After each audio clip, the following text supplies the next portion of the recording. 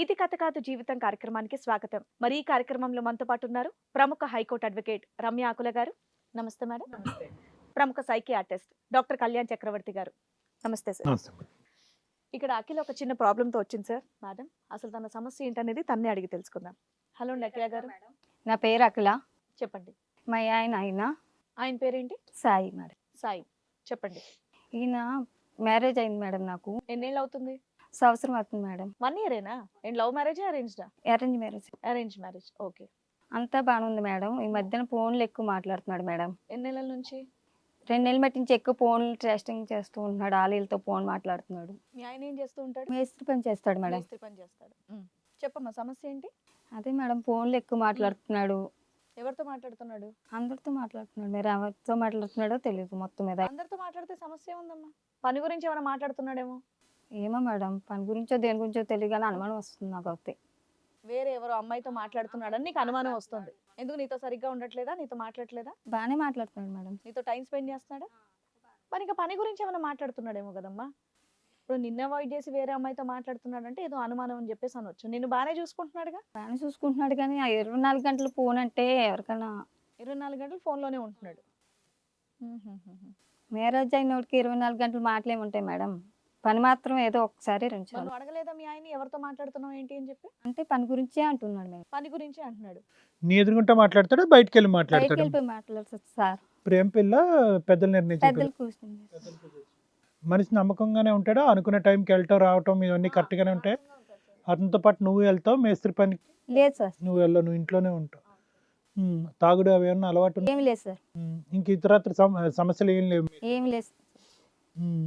నీకు అనుమానం అని అనుకోవచ్చా? అంటే నువ్వు క్లియర్ కట్ గా అతను ఏదైనా తప్పుడు పని చేస్తున్నాడనే బలమైన నమ్మకం ఉందా? అదే సార్ నాకు నమ్మకం ఉందా అనుమానం అమ్మా?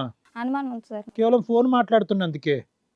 ఏమో సార్ అంటే పని గురించి అయితే ఎదురుకుండా మాట్లాడతాడు కదా. షార్ట్కి వెళ్ళి మాట్లాడుతున్నాడు అంటే కొంచెం అనుమానం ఉంటుంది కదా. మాట్లాడుతున్నా చాటుగా మాట్లాడదు, నా ఎదురుకుంటా మాట్లాడని చెప్పొచ్చు కదమ్మా. అయినా కానీ పక్క వెళ్ళిపోతాడా? మగవాడు నీకు ఎదురుకుండానే మాట్లాడాలా అన్నట్టుగా మాట్లాడుతున్నాడు సార్. ఎంతసేపు మాట్లాడతాడు? కొద్దిసేపు మాట్లాడతాడా, చాలాసేపు మాట్లాడతాడా? చాలాసేపు మాట్లాడతాడు సార్. సో ఎప్పుడు కూడా ఒక సంభాషణ కూడా వినలేదా? ఇన్ని రోజులు బట్టి, సంవత్సరం బట్టి నువ్వు ఏం మాట్లాడుతున్నాడు మీ ఆయన? ఒక్కసారి కూడా? ఒకసారి కూడా ఏం లేదు సార్. నేను ఒక 2 నెలల నుంచి ఫోన్లో ఎక్కువ మాట్లాడుతున్నాడంట. అది మేడం. సరే మరి ఇప్పుడు మీ వారిని అడుగుదాం ఏంటో విషయం.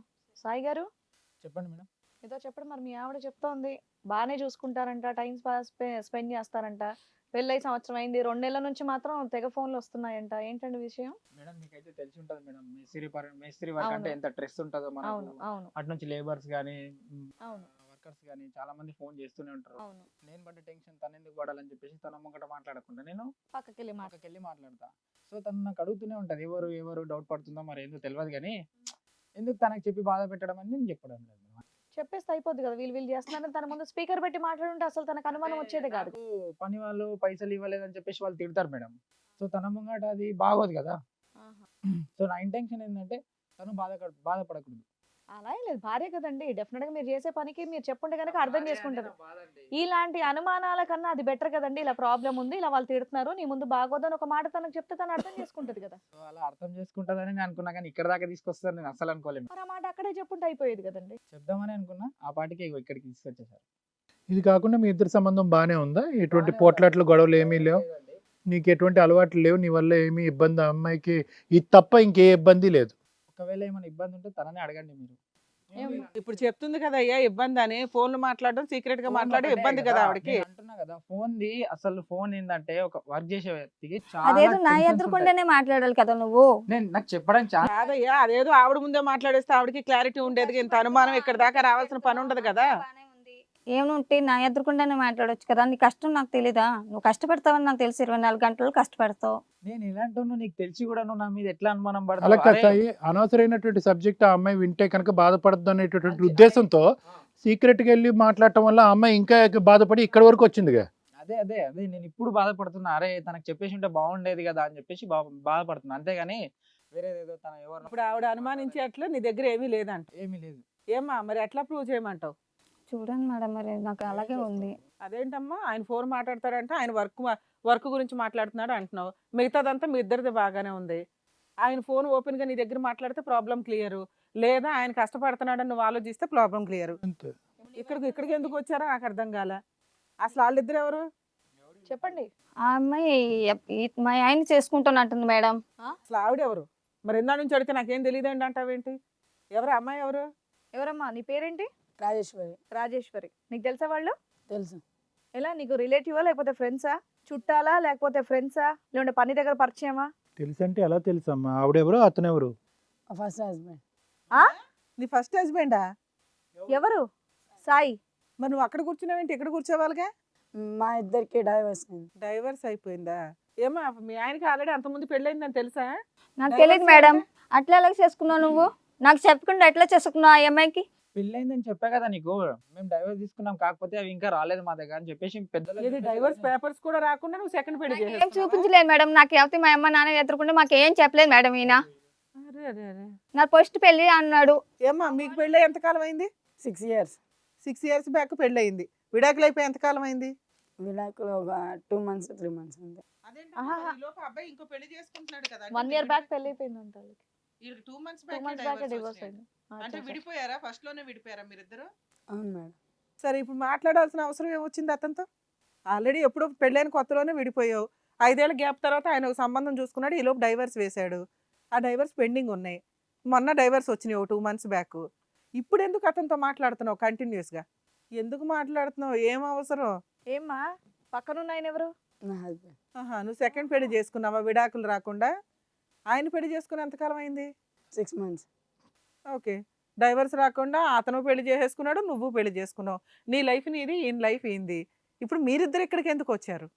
తను నన్ను కొట్టడం అలా చేస్తున్నాడు. నాకు తనకంటే నా ఫస్ట్ హస్బెండే మంచిగా అనిపించేసరికి నేను తనతో మాట్లాడుతున్నా. అది ఆడవే ఫస్ట్. అట్లా ఎట్లా చేసుకుంటావు? చేసుకోవడం కాదమ్మా, మాట్లాడుతుంది అక్కడ. ఆవిడ ఆల్రెడీ రెండో పెళ్లి చేసుకుంది. పెళ్లి చేసుకుని 6 నెలలు అవుతుంది. ఆడ సినిమా చూపిస్తున్నాడంట.